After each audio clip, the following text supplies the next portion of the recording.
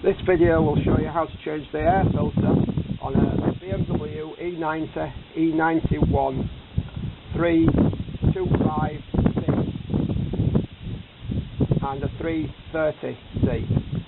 The air filter is housed underneath this cover, and we'll show you how to get to that.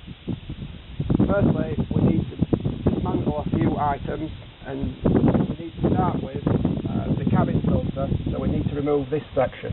To remove the cabin filter, we need to undo 6 bolts, and for that operation I'm going to use an 8mm socket.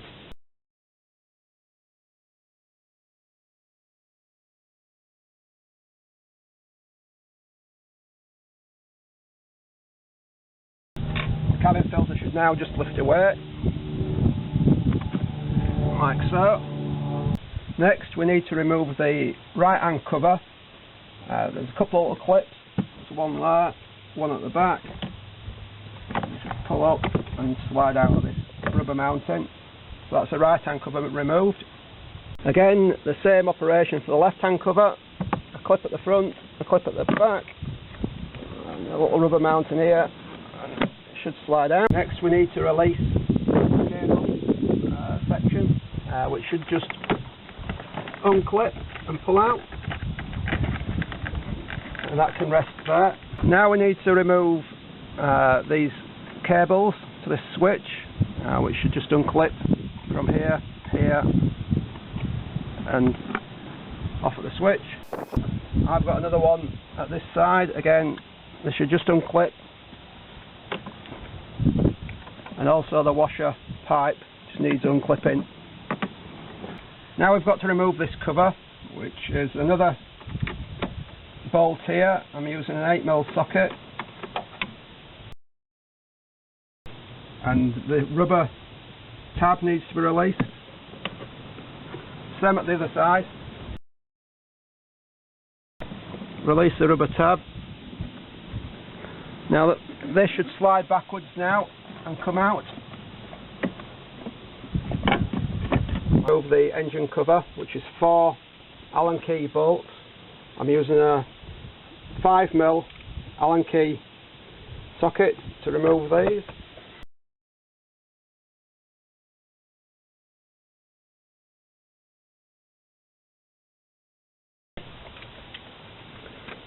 Now the engine cover should lift away. There's a little clip underneath here. It's on the rubber mounting. That should just pop out, snap out. And you should be able to lift that away. Little plastic nipple that goes into a little rubber mounting that's just popped out there. Next, we need to remove these 3 bolts, which is the cover for the air filter. I'm using again a 5mm Allen key socket.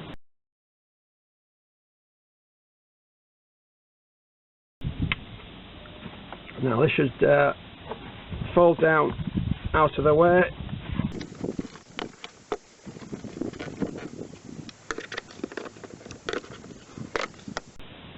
Now to get this out, it needs to slide forward.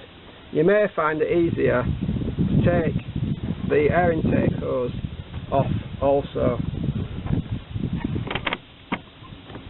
Or I'm just going to pull it up out of the way here and slide this forward to get the cover out. So we can see what we're doing when we're taking the bolts out round the air filter housing. I'm going to take this section out. You may not need to.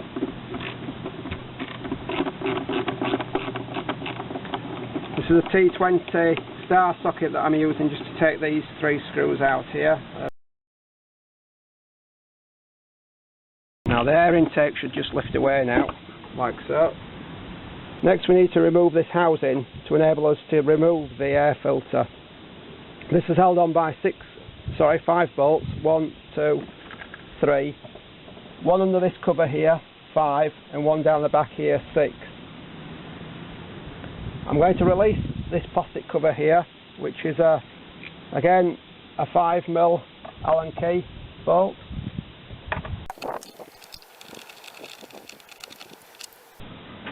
This will allow access to the upper rear housing bolts. These bolts are a Torx type bolt. I don't have a Torx socket. So what I'm going to use is a 12-point 8mm socket to remove these, and the one down the back again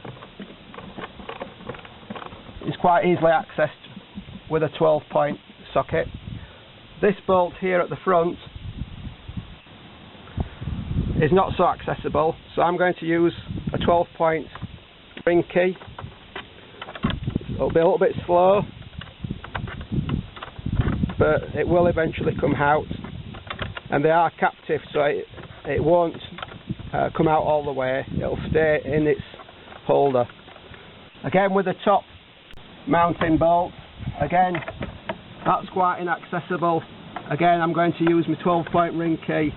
Again, that's going to be a little bit slow to get it out, but with a little bit of patience it will come.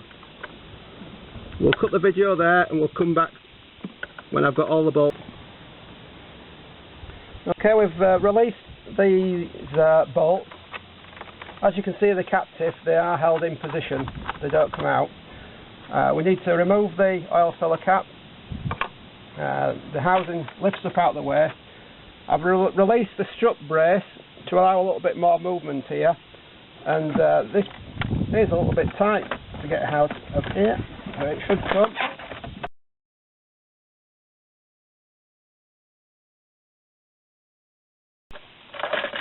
Like I say, it's a little bit tight to get out. There we go. As you can see, we've got the air filter in here now. As you can see by the colour of this, it's been in a while. This should slide out, and we note the bobble at the back should, when we're replacing it, should be at the bottom. So it slides in and locates in this mounting here at the back. So when we put the filter back in, it should slide in onto the front intake and then sit down in the housing at the back.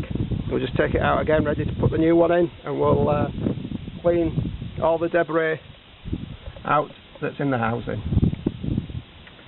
We're about to put the replacement air filter in. I'm just going to spray a little bit of silicone spray lubricant around the front seal to make it easier to put on. So slide it towards the back, again with a little nipple pointing downwards that fits in the groove at the back. First we need to slide the front in. The silicone lubricants help that slide in nicely, and just check that the nipple at the back sits down into its seat, and then we're ready to slide the outer cover back on. Right, we now need to put the outer cover back on. As you saw when it was coming out, it was very tight to get it in and out, but it's a case of persevering with it, and eventually we should manage to be able to get it back in.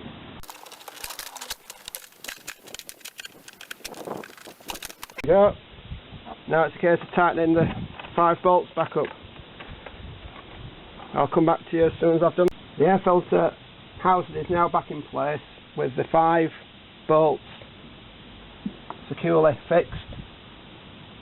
Strut brace has been fastened back in place, and we're about to put the air filter outer cover back on. This slides into the groove at the bottom.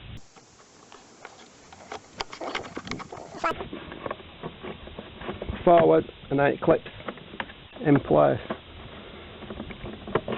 like so.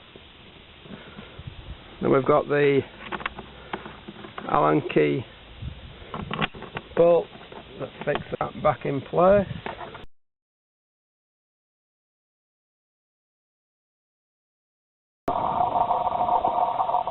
Next we need to put the air intake hose back in place.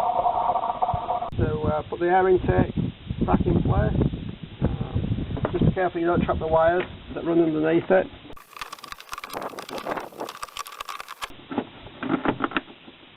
As you heard, it clips into place in the air intake box, and now this should line up ready for the screws to go back in.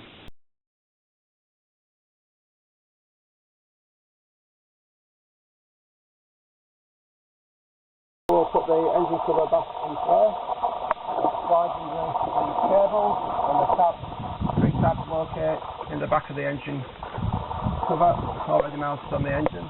I did release this bolt to allow access to the air filter, which I've replaced already. Once the bolt holes are lined up, you can just gently push down and the locating lug at the front should snap in place. That's done. And we can put the 4 mounting screws back in place.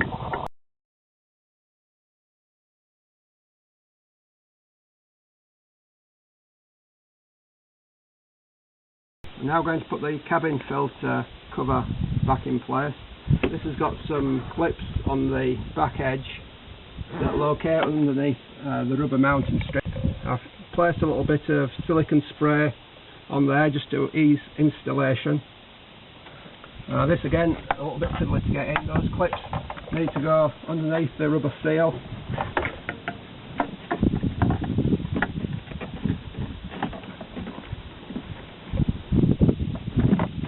There we go.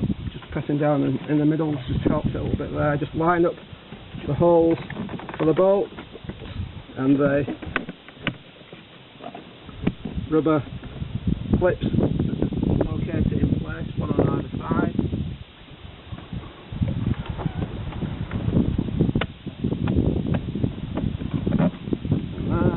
And the bolt hole here nicely lined up, ready to take the bolt.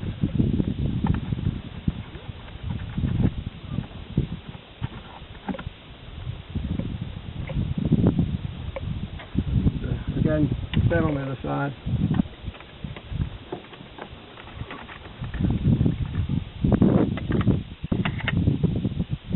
I'll just tighten those down with a 8mm socket.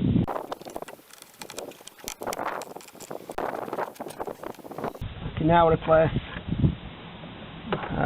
the wiring that we dismantled onto the little locating lugs, and that's wiring connector snaps back into position. The washer hose locates back onto its little lug. The wiring again clips back onto its locating lugs. And the snap connector just clicks back in place. We're ready to replace the covers, one on each side. This one just goes on here. Pull the rubber lug out the way and it mounts onto it.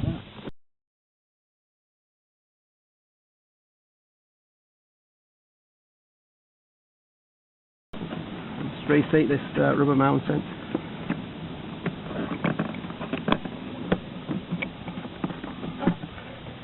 Finally, the cabin filter can go back in place.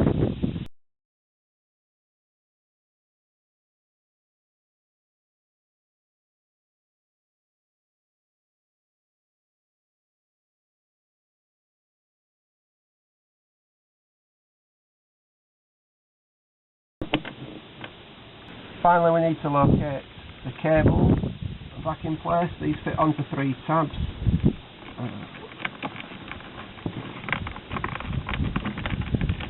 Like so, and then clip back in place. Thank you for watching this tutorial. I hope you found it useful.